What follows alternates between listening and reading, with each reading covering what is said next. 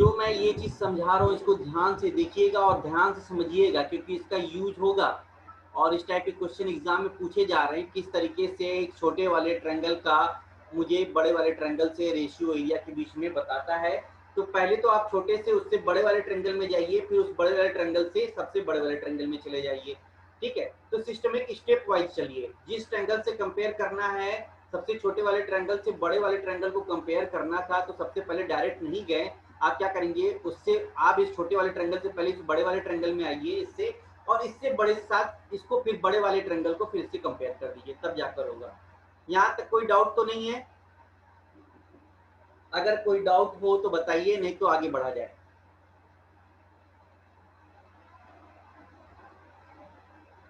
चलिए आगे बढ़ते हैं। होप कि आप लोगों को ये चीज समझ में आया। ठीक है, ओके, एक मिनट। चलिए आगे देखते हैं। सामने है क्वेश्चन को, ठीक है, और समझने की कोशिश कीजिए। जो खुला वाला हम रिकॉर्ड पे वो सही रहा। देखिए ये क्या कह रहा है कि इन फिगर ट्रायंगल ठीक है, तो बी पर राइट एंगल है, तो क्या करता हूं मैं, ए है और पॉइंट काट के इकट्ठा करते हैं। अच्छा, फिगर को ड्रॉ कर लेते हैं। सीडी है, ठीक है, तो पहले आप बी से एक लाइन ड्रॉ करिए और ये क्या हो जाएगा, यहाँ ए से एक लाइन ड्रॉ कर देंगे पर, जो कि ई पर कट करेगा। ठीक, यहाँ तक बात समझ में आया? ठीक है, चलिए यहाँ से आते हैं। नहीं काम और इसका म्यूट नहीं है। अरे तुम मैथ पढ़ता हो, कौन सब्जेक्ट दुकान देखा नहीं? मैथ क्लासेस चल रहा बेटे अभी।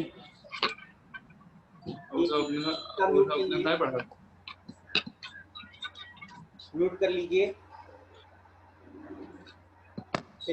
आपको क्या दे रखा है, एडी और सीडी का रेशियो आपको दे रखा है क्या, साइड का 1:3 दे रखा है, और यहाँ से आपको दिख रहा है डी इक्वल टू 2b निकल रहा है, तो डी इक्वल टू यह क्या दे रखा है 2 और ये 1 का रेशियो दे रखा है। यहाँ तक सारी बातें आपको दे रखी। फाइंड करना है, find the ratio of area of triangle ABE, मतलब एबीई वाले की बात कर रहा है। ठीक है, किससे निकालना है, with respect to the triangle ABC.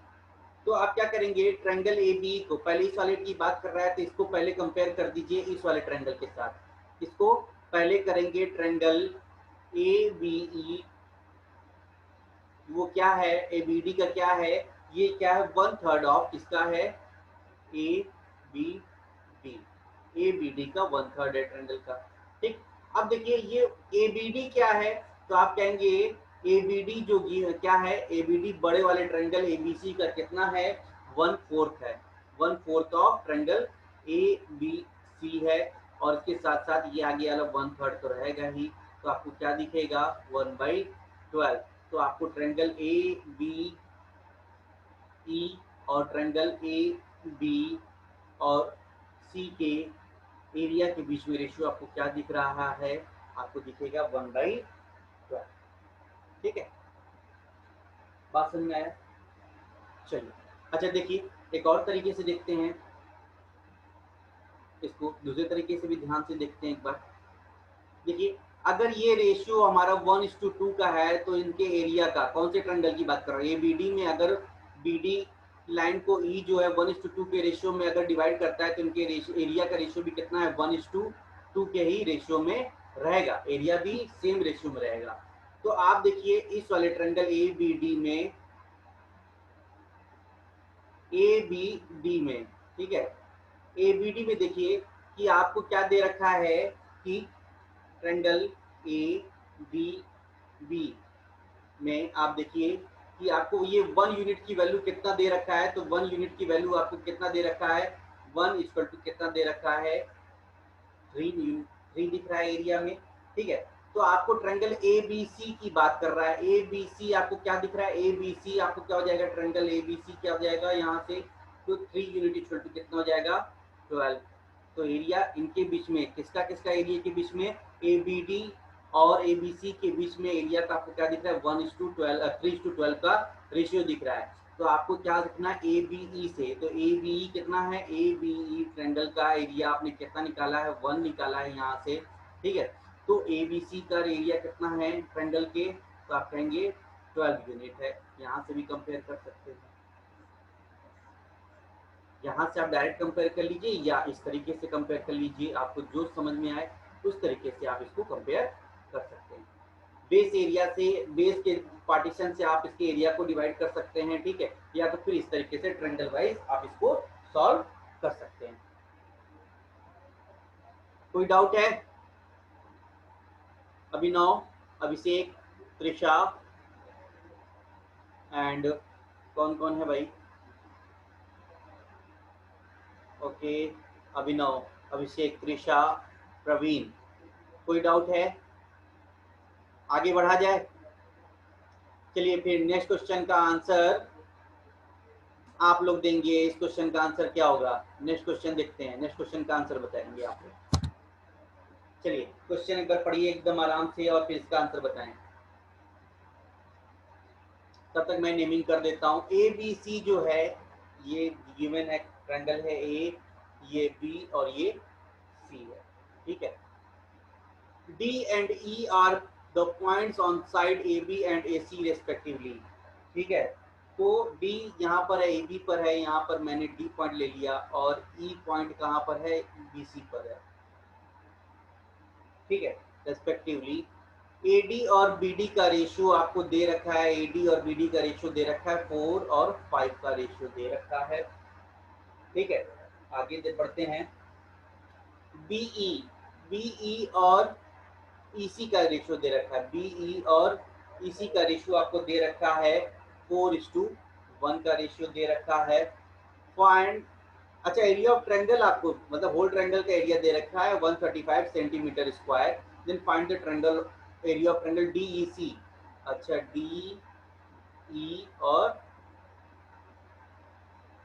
C इस ट्रायंगल की बात कर रहा है, जिसको मैं हाईलाइट कर रहा हूँ, इसको, इसका एरिया निकालने की बात कर रहा है, ठीक है। तो आप यहाँ से क्या करिए, पहले इस ट्रायंगल की निकालने की बात कर रहे हैं तो इस ट्रायंगल को कंपेयर कर दें किससे, DEC को पहले आप कंपेयर कर दीजिए DBC से। तो ट्रायंगल DEC आपको क्या दिखेगा, ये कहेंगे, आप कहेंगे 1/5 है इसका ट्रायंगल BD और C का, ठीक है। चलिए BDC क्या है भाई, BDC जो है आप कहेंगे 5/9 है किसका, यहाँ से साइड के रेशियो से 5/9 है किसका, ट्रायंगल AB और C का, और ये 1/5 यहाँ पर रख देंगे DC का। तो 1/5, 1/5 से 5 कैंसिल आउट हो गया, तो आपको क्या दिखेगा 1/9।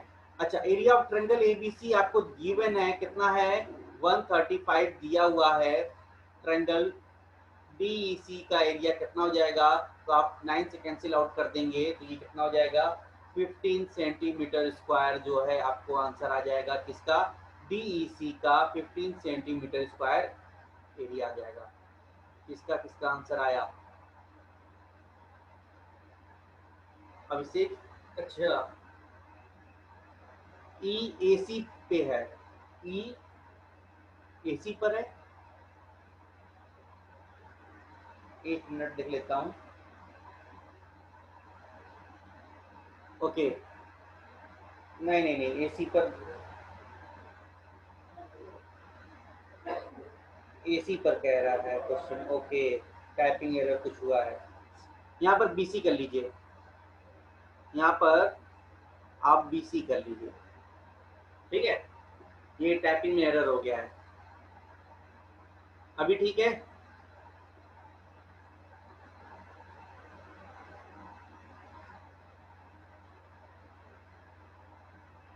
हाँ ठीक है, वो टैपो एरर था,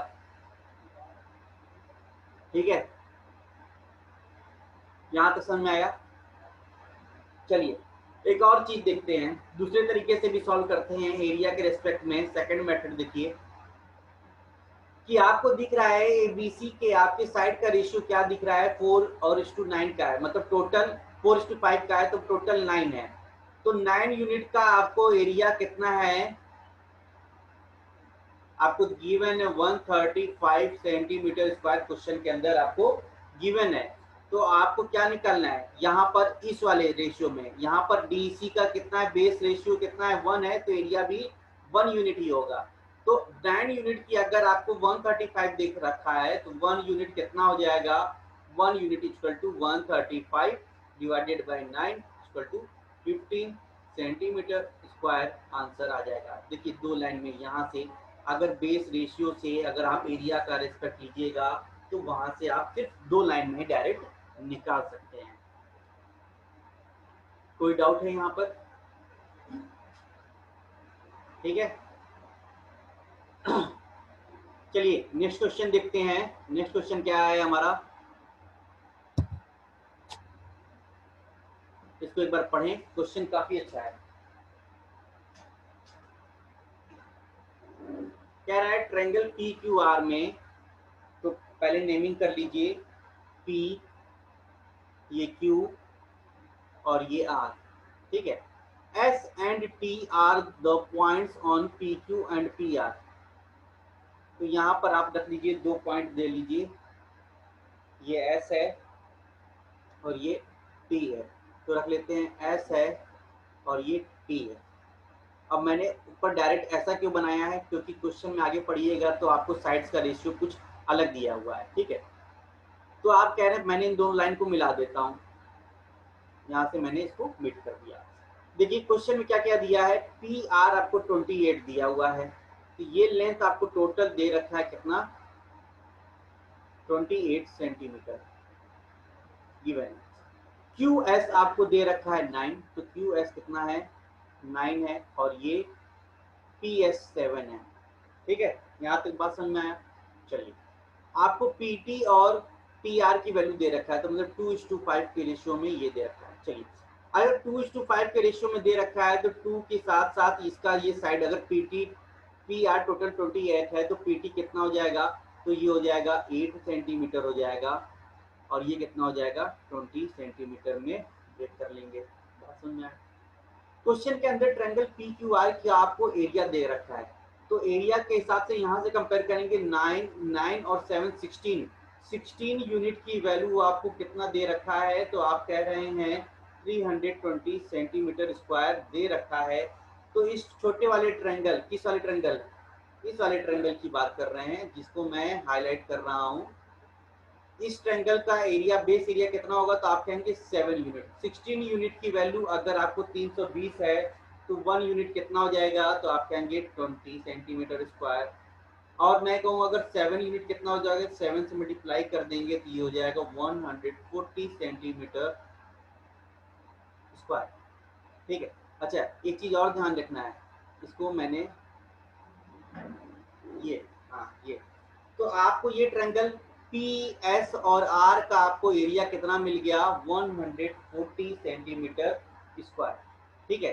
तो आप ये बताइए एस क्यू और आर का एरिया कितना हो जाएगा, तो आप कहेंगे एस क्यू आर का एरिया हो जाएगा 180 सेंटीमीटर स्क्वायर। यहाँ तक किसी को डाउट ना हो तो बताएं तो आगे बढ़ा जाए, ठीक है। चलिए इस ट्रायंगल में आते हैं, पी एस आर का आपको एरिया दे रखा है, ठीक है। P S are, triangle P S are में आपको दिख रहा है 2 और 5 के रेशियो में, 140 दिया है और इनका रेशियो जो है 2:5 के रेशियो में है। तो इस छोटे वाले ट्रायंगल का एरिया कितना हो जाएगा 2 के हिसाब से, तो आप कहेंगे ये 40 सेंटीमीटर स्क्वायर हो जाना चाहिए, 7×14 और ये 100 सेंटीमीटर स्क्वायर हो जाना चाहिए एरिया। यहाँ तक कोई डाउट है? धीरे धीरे एकदम आराम से समझिएगा, बहुत ही अच्छा क्वेश्चन है। पहले बड़े वाले से ब्रेक कर कर इनका और इनका एरिया मैंने निकाल दिया, फिर इसके बाद इस छोटे वाले ट्रायंगल का मैंने एरिया निकाल दिया। यहाँ तक समझ में आया? चलिए ट्रायंगल मुझे एस टी चाहिए, ये एस टी की लेंथ पूछ रहा है क्वेश्चन के अंदर, मुझे ये एस टी की लेंथ पूछ रहा है, ये एस टी मुझे पता करना है कि एस टी की लेंथ कितनी है। ठीक है, तो एस टी की लेंथ को देखिए कैसे निकाल सकते हैं। तो आप क्या कहेंगे, ट्रायंगल पी एस टी का एरिया अगर निकालने की बात करें तो आप क्या कहेंगे, पी एस टी जो है ट्रायंगल, ये क्या है, 2/7 है किसका, आपके पी एस और आर का, पी एस आर का 2/7 है। अच्छा, पी एस आर को क्या लिख सकते हैं, ट्रायंगल पी एस आर को, तो आप कहेंगे ट्रायंगल पी एस आर जो है 7/16 है ट्रायंगल किसका, ए बी सी का। यहाँ से देखिए ट्रायंगल ए बी सी का, और ये हो जाएगा 2/7। देखिए 7 से 7 कैंसिल आउट हो गया, 2 से कैंसिल आउट हो गया 8 टाइम्स में। तो ट्रायंगल ए बी सी का एरिया आपको यहाँ से क्वेश्चन में कितना दिया है, ये दिया है 320, और 8 से डिवाइड कर देंगे तो ये हो जाएगा 40 सेंटीमीटर स्क्वायर। देखिए यहाँ से भी आपको क्या मिल गया, ट्रायंगल पी एस टी का एरिया आपने यहाँ से भी निकाल दिया, और मैंने साइड के रेशियो से भी कंपेयर कर भी देखिए 40 सेंटीमीटर ही निकाला हुआ है। देखिए किसी न किसी का आंसर आ गया है। अगर मुझे ये दे रखा है कितना, 40 सेंटीमीटर दे रखा है, तो मुझे अब क्या करना है, एस टी का लेंथ निकालना है। एस टी निकालने की तो ट्रायंगल आते हैं, ट्रायंगल पी एस आर में, ठीक है, पी एस आर में, ठीक है, तो आप कहेंगे ट्रायंगल पी एस आर का टोटल एरिया कितना है, 140 है in triangle P S are, area 40 centimetre, 140 centimetre square question में दिया हुआ है। ठीक है, तो आप करेंगे इसका फॉर्मूला लगाएंगे हाफ, बेस आपको कितना दिख रहा है, तो बेस कहेंगे पी आर बेस है, तो पी आर की वैल्यू 28 है, और हाइट हमको नहीं पता है तो एस टी हाइट है। 2 से कैंसिल आउट कर देंगे 14 टाइम्स में चला जाएगा, 14 से कैंसिल आउट कर देंगे 10 टाइम्स में चला जाएगा, तो एस टी का लेंथ कितना आ जाएगा, 10 सेंटीमीटर, 10 सेंटीमीटर एस टी का लेंथ आ जाएगा। ओके, एक बार फिर से एक्सप्लेन कर दें, एक बार फिर से एक्सप्लेन कर देते हैं। ठीक है, हम फिर से देखिए क्वेश्चन को फिर से बनाते हैं, और आपको क्योंकि क्वेश्चन काफी अच्छा था इसलिए फिर से समझाने की कोशिश करते हैं। देखिए जिसको नहीं समझा फिर से समझ ले। देखिए पहले तो आप क्या करेंगे, ट्रायंगल पी यहाँ पर, और ये क्यू और आर, ठीक है, साइड का रेशियो क्या कह रहा है कि पी क्यू पर एस है और पी आर पर टी है, तो यहाँ पर मैंने एक पॉइंट एस ले लिया और ये पॉइंट यहाँ पर मैंने टी ले लिया, ये एस और टी ले लिया। देखिए आगे बढ़ते हैं, एस टी क्या है, परपेंडिकुलर है पी आर पर, एस टी जो है परपेंडिकुलर है, ध्यान दीजिएगा ये परपेंडिकुलर है पी आर पर। If the area of triangle P Q R, ठीक है, आपको 320 दिया है, पी आर आपको 28 सेंटीमीटर दिया है। देखिए ये टोटल डिस्टेंस जो दिया है 28 सेंटीमीटर दिया है, और इनके साइड का रेशियो जो दिया हुआ है वो 2:5 है। ठीक है, पी टी और टी आर के रेशियो आपको 2:5 दे रखा है, देन 2 इक्वल टू कितना हो जाएगा 8 सेंटीमीटर, और 5 इक्वल टू कितना हो जाएगा 20 सेंटीमीटर। ऐसे डिस्ट्रीब्यूट कर सकते हैं यहाँ तक। ठीक है, चलिए QS अगर आपको दिया है तो QS का रेशियो 9:2 और PS 7 दिया है, 9:7 का रेशियो आपको दे रखा है। यहाँ तक बात समझ में आया, यहाँ तक कर लेंगे। चलिए अभी मैं कहता हूँ एक चीज और गिवन है कि मैं इस लाइन से वर्टेक्स S से R को क्या करता हूँ, कनेक्ट कर देता हूँ। ठीक है, कनेक्ट कर दूंगा। अच्छा, अगर मैं कह रहा हूं कि पी क्यू आर का एरिया 320 सेंटीमीटर स्क्वायर दिया है, मतलब इनका बेस रेशियो कितना है, तो आप कहेंगे 7 और 9 है, तो 7 9 मतलब 16 यूनिट की वैल्यू आपको दे रखा है, 320 यूनिट दे रखा है, तो 1 यूनिट कितना हो जाएगा, आप कहेंगे 20 सेंटीमीटर स्क्वायर। तो मैं कहता हूँ पी एस आर, इस वाले ट्रायंगल की बात कर रहा हूँ, पी एस और ये आर, ठीक है, इसका एरिया कितना होगा, तो आप कहेंगे क्या 7 यूनिट है, इसका बेस है, इसका बेस जो है 7 है, तो एरिया भी इसी के रिस्पेक्ट में होगा, तो 7 का मल्टीप्लाई कर देंगे, तो 7 का मल्टीप्लाई करते ही कितना हो जाएगा 140 सेंटीमीटर स्क्वायर। तो पी एस आर का आपको क्या मिल गया, एरिया मिल गया। तो एरिया पी एस आर का, ट्रायंगल पी एस आर का area P S R equal to क्या करेंगे, तो हाफ, बेस कितना है 28 है और हाइट कितना है एस टी है, कैसे निकाल सकते हैं, हाफ 28 और एस टी की वैल्यू हुई तो मुझे फाइंड करनी है। अच्छा, पी एस आर का एरिया आपको कितना निकाला, 140 सेंटीमीटर स्क्वायर निकाल रखा है। 2 से कैंसिल आउट कर देंगे 14 से कैंसिल आउट कर देंगे 10 टाइम्स में चल जाएगा, तो एस टी की वैल्यू कितना आ जाएगा, 10 सेंटीमीटर। समझ में आया? बेस के रेशियो से आप एरिया को डिस्ट्रीब्यूट कर लीजिए और जो फाइंड करना है उस ट्रायंगल के एरिया को हम क्या से वहां से सॉल्व कर सकते हैं। कोई डाउट? अभी भी किसी को नहीं समझ में आए तो फिर बताए, फिर समझाए, कोशिश करूंगा, ठीक है? पर समझ में आना चाहिए क्योंकि ये कॉन्सेप्ट बहुत ही अच्छा कॉन्सेप्ट है और इस टाइप के क्वेश्चन बहुत पूछे जाते हैं, ठीक है?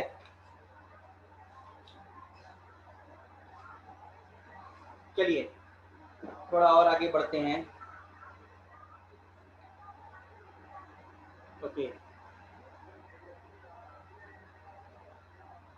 एक मिनट, कुछ मैसेज आया है, आ गया। चलिए चलिए, सभी को आ गया।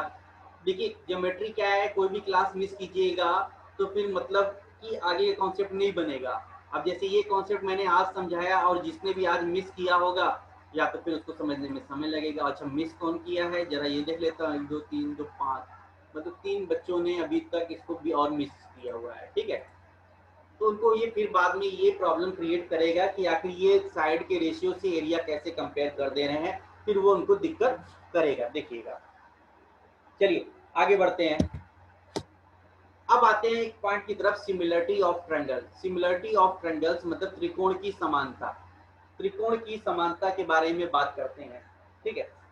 देखिए त्रिकोण की समानता के लिए मतलब दो ट्रायंगल को आपस में कैसे सिमिलर कर सकते हैं। देखिए सेम शेप तो दोनों का सेम होगा पर साइज डिफरेंट होगा। तो पहली चीज क्या हो जाएगा, same shape and different size होगा, ठीक है? सेम शेप होगा पर साइज डिफरेंट होगा, ठीक है?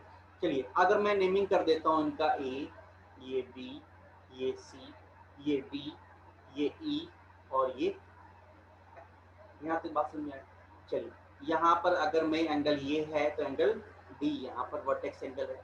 एंगल बी अगर आपको यहाँ पर दिख रहा है तो इसके साथ ही सिमिलर में यहाँ पर करस्पॉन्डिंग एंगल क्या दिख रहा है, ए दिख रहा है।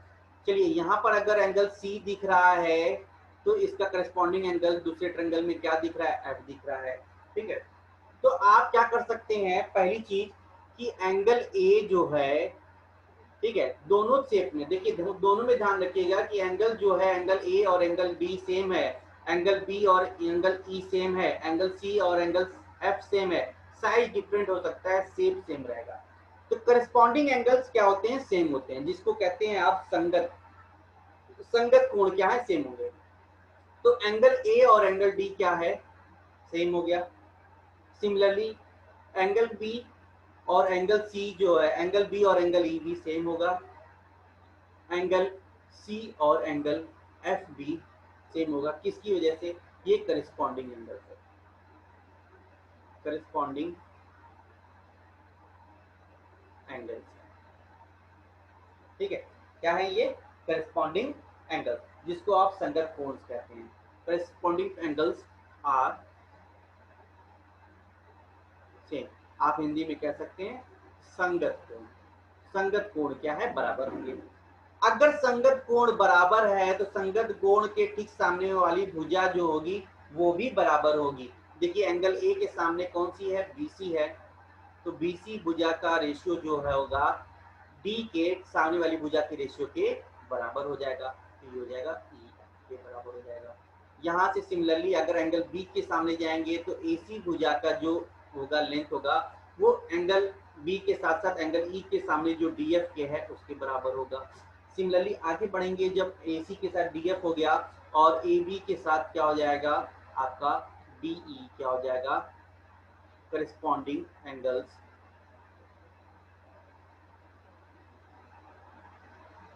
Angles are same.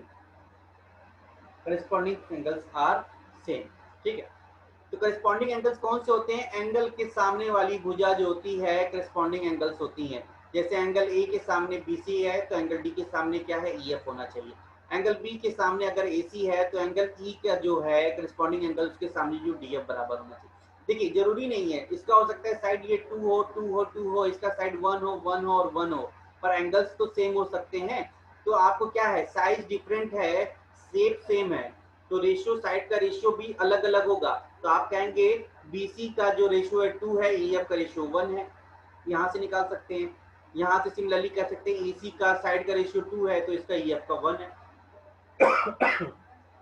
ठीक है, तो क्या कहेंगे, बराबर कोणों के सामने की साइड को ही करस्पॉन्डिंग साइड कहते हैं। ठीक है, क्या? बराबर कोणों, अरे एंगल्स ले लीजिए, के सामने की साइड ही करस्पॉन्डिंग एंगल्स होते हैं, करस्पॉन्डिंग साइड्स होते हैं, करस्पॉन्डिंग साइड होता है। बात समझ में? इसको आप ध्यान से इसको नोट डाउन कर रखेंगे। ठीक है, देखिए आपको क्या कहेंगे कि करस्पॉन्डिंग जैसे BC जो है वो क्या हो जाएगा, BC हो जाएगा EF, इनका रेशियो क्या हो जाएगा, सेम हो जाएगा। चलिए आगे बढ़ते हैं, अगर आपको दिखेगा AB तो आप कहेंगे AB का DE के साथ हो जाएगा। अच्छा आगे बढ़ते हैं कि अगर कहूँ मैं AC का तो आप कहेंगे ये DF के साथ हो जाएगा रेशियो। तो ये कितना हो जाएगा रेशियो, मैंने अगर 1 लिया है तो ये हो जाएगा कितना, 2:1 का रेशियो बनेगा। आपको क्या दिखेगा, रेशियो क्या बनता दिखेगा, 2:1 का रेशियो बनता दिखेगा। तो क्या हो जाएगा, इसको देखिए क्या लिखेंगे कि रेशियो ऑफ corresponding sides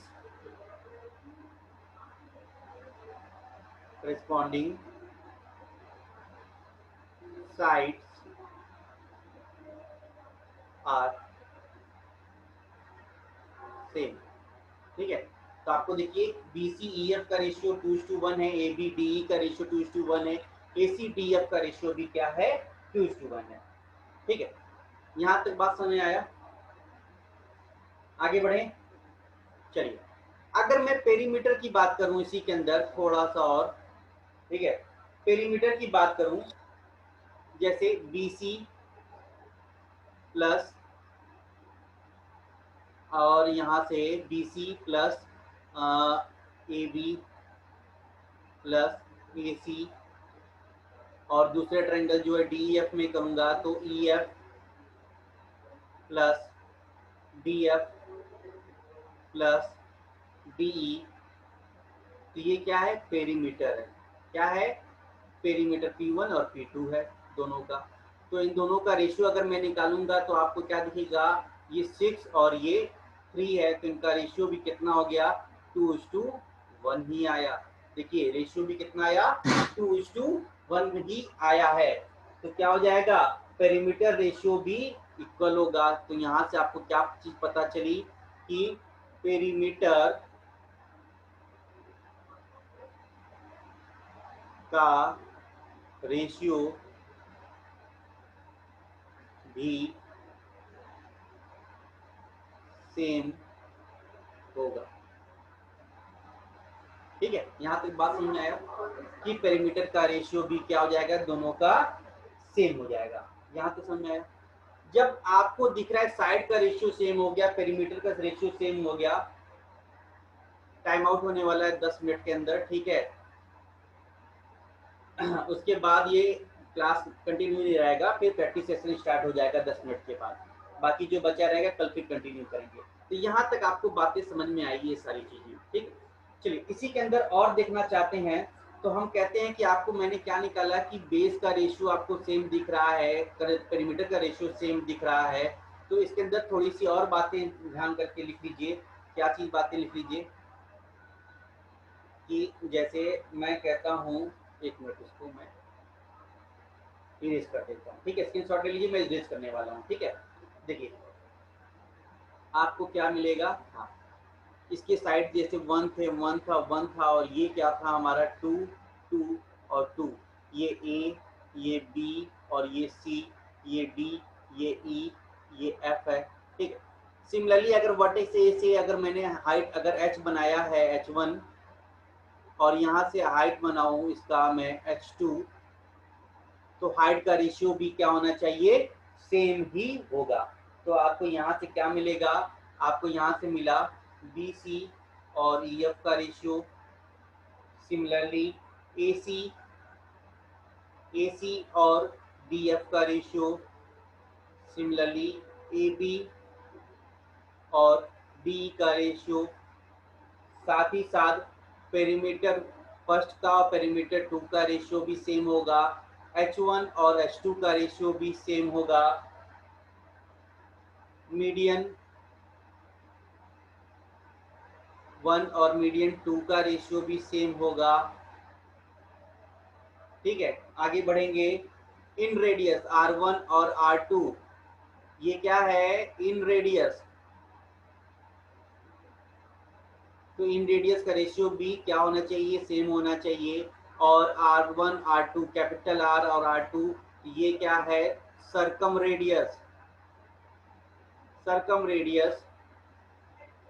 उनका रेशियो भी क्या होना चाहिए, सेम होगा, r सेम। इन सभी का रेशियो आपको क्या है, सेम होगा। यहाँ तक बात समझ में आया, ठीक।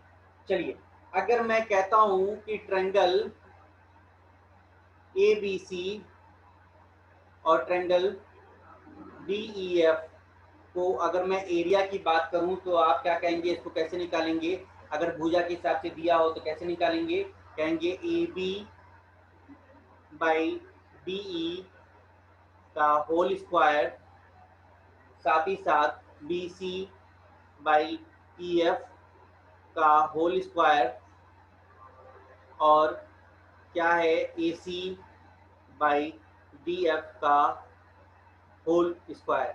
इस चीज को याद रखेंगे, एरिया ऑफ ट्रायंगल ABC और DEF का अगर दिया हो तो उसके करस्पॉन्डिंग साइड्स के स्क्वायर्स के बराबर होता है, करस्पॉन्डिंग साइड्स के स्क्वायर के बराबर होता है। कैसे, तो यहाँ से देखेंगे एरिया ऑफ ट्रायंगल जो है, ट्रायंगल ABC का एरिया निकालें, प्रूफ देख लीजिए कैसे, और ट्रायंगल DEF का एरिया निकालेंगे तो आप कहेंगे क्या हो जाएगा, हाफ, बेस आपको क्या दिख रहा है, BC और हाइट h1 दिख रहा है, सिमिलरली हाफ, बेस क्या दिख रहा है, EF दिख रहा है और हाइट h2 दिख रहा है। 1/2 कैंसिल आउट हो गया। BC के साथ h1 भी क्या होगा, सेम रेशियो का होगा, तो h1 का रेशियो या सेम हो जाएगा, तो क्या हो जाएगा, यहाँ से h1 बराबर क्या हो जाएगा, BC हो जाएगा, तो ये हो जाएगा BC बाई EF का होल स्क्वायर। अगर ये रेशियो अगर 2 है तो ये भी 2:1 के ही रेशियो में होगा, हाइट भी 2:1 के ही रेशियो में होगा। तो जैसे ही आप BC की वैल्यू 2 है, h1 की वैल्यू भी कितनी हो जाएगी, 2 × 2, और यहाँ से भी कितना हो जाएगा, ये हो जाएगा 1 × 1, तो रेशियो हो जाएगा 4:1। देखिए ये रेशियो, साइड का रेशियो जस्ट स्क्वायर हो जाता है, स्क्वायर के रेशियो के बराबर। अगर रूट कर दीजिएगा तो 2:1 फिर से आ जाएगा उनके साइड का रेशियो, ठीक है। तो सारी चीजें क्या होती हैं, इसके बराबर होती हैं, तो करेस्पॉन्डिंग साइड का रेशियो क्या होता है, सेम होता है। तो ये फॉर्मूला भी आप नोट डाउन कर रख लेंगे। बात यहाँ तक समझ में आया, ठीक है। चलिए यहाँ तक समझ में आया तो देखते हैं एक और बात, थोड़ी छोटी बात है पर अच्छी बात है, बड़ी बात है। जैसे देखिए कंडीशन क्या होगी सिमिलरिटी की, कंडीशंस ऑफ सिमिलरिटी, सिमिलरिटी का कंडीशन क्या होगा, जैसे आपको ट्रायंगल ये दे रखा है ए बी सी, ये डी, ये ई और ये एफ है, ठीक है। अगर आपका एंगल ये दिया हुआ है और एंगल ये डी, ए और डी क्या है, जैसे हमारा आपको दे रखा है ये 40, ये रखा है ये भी 40 दे रखा है, एंगल 40 दे रखा है, ठीक है। और तो फर्स्ट कंडीशन होगा ए ए ए ए, मतलब यदि टू, अगर ये 40 दे रखा है और ये हमारा 60 दे रखा है, ये भी हमारा 60 दे रखा है, तो तीसरी भुजा का जो एंगल होगा वो भी सेम होगा। तो अगर दो भुजाओं का एंगल अगर आपको दिया है तो तीसरी भुजाओं का एंगल भी क्या होना चाहिए, सेम होगा। If two angles are equal then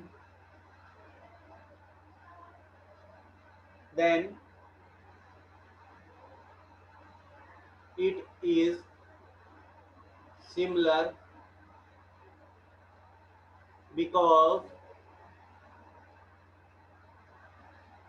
third angle always be equal. देखिए जब आपको यहाँ से दिख रहा है 60 और 40 100 हो गया, तो ये एंगल अगर 80 है तो सिमिलरली इस वाले एंगल में भी, ट्रायंगल में भी ये भी 80 का ही होगा। तो ए एंगल से आपको ये क्या दिख गया है, सिमिलरिटी दिख गया है। चलिए अगर सेकंड आता हूं मैं, सेकंड कंडीशन क्या होता है, तो सेकंड कंडीशन में कह रहा हूं साइड एंगल और साइड, अगर इनकी भुजा का रेशियो आपको दिया है 1:1 दिया, अरे 2:2 दिया है और ये 1:1 दिया हुआ है, तो आपको दिख रहा है साइड अगर 2 है, एंगल यहाँ पर है और साइड भी 2 है, तो इनका रेशियो यहाँ पर एंगल आपको दिया है और रेशियो क्या है, साइड का रेशियो 1 है, तो 2:1 है। तो आपको क्या दिखेगा कि यहाँ पर साइड और एंगल का रेशियो क्या है, तो साइड एंगल साइड्स के हिसाब से ये क्या हो जाएगा, सिमिलर हो जाएगा, क्योंकि साइड का रेशियो 2:1 गिवन है सभी का।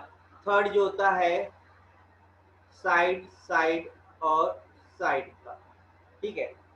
आपको जैसे मैंने ये 2:2 दे दिया और ये 1:1 दे दिया, तो इनकी भुजाओं का रेशियो क्या दिख रहा है, बराबर है, 2:1 का रेशियो है, तो क्या हो जाएगा, 2:1 का रेशियो भुजाओं का AB और DE से, AC DF से, BC EF से, तो ये क्या हो जाएगा, ये भी सिमिलर हो जाएगा,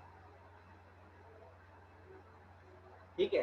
तो ये सब कंडीशन है हमारी सिमिलरिटी का, ठीक है। आपको बस क्या करना है, करस्पॉन्डिंग एंगल्स के बराबर को देख लीजिए और उसके बाद साइड, किसी एक साइड को बराबर कर लीजिए, तो वहां से आप इसको इजीली निकाल सकते हैं, ठीक है। चलिए अब कल हम इसको दिखाएंगे कि कैसे सिमिलरिटी फाइंड किया जाता है, सिमिलरिटी का क्वेश्चन कैसा आता है, उस पर हम लोग कल देखेंगे। अभी 10 मिनट के बाद आपको प्रैक्टिस सेशन स्टार्ट हो जाएगा, तो आप लोग बने रहिएगा, प्रैक्टिस सेशन को ज्वाइन कीजिएगा। आज की क्लास को यहीं पर ड्रॉप करते हैं, ठीक है। Okay, thank you all of you.